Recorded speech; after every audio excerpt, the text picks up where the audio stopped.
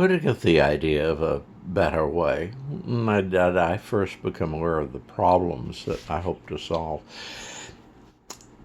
My wife, before she passed away, worked for a short time at a nursing home and would come home often in tears about the treatment of the patients there.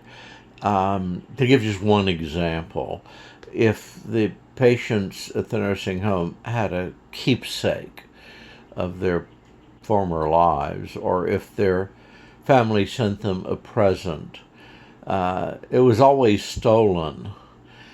And when my wife complained to the management, their reply was, well, there's nothing we can do about that. That's just the way it is. Of course, the staff are going to steal from the patients. That's not something you have to expect.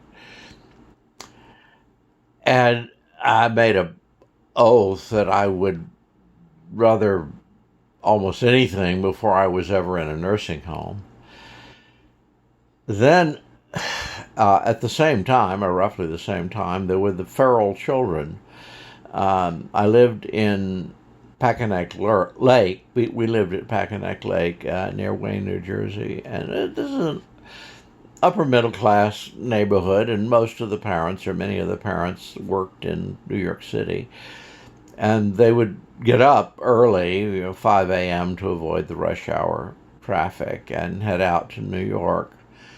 And around 7 or 8 a.m., their children would wake up and fix themselves a bowl of cereal and get on the school bus.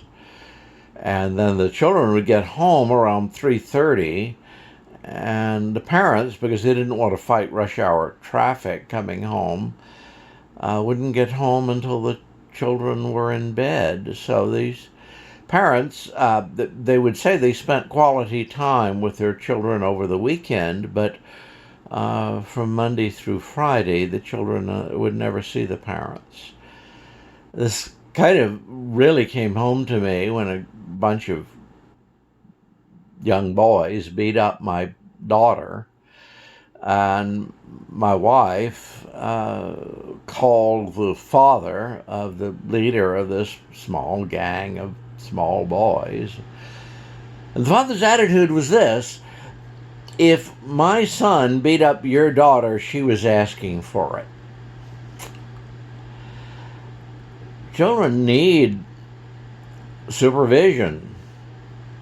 And the basic idea of the better way is to bring old people and young people together and let them help each other and bring joy to each other's lives.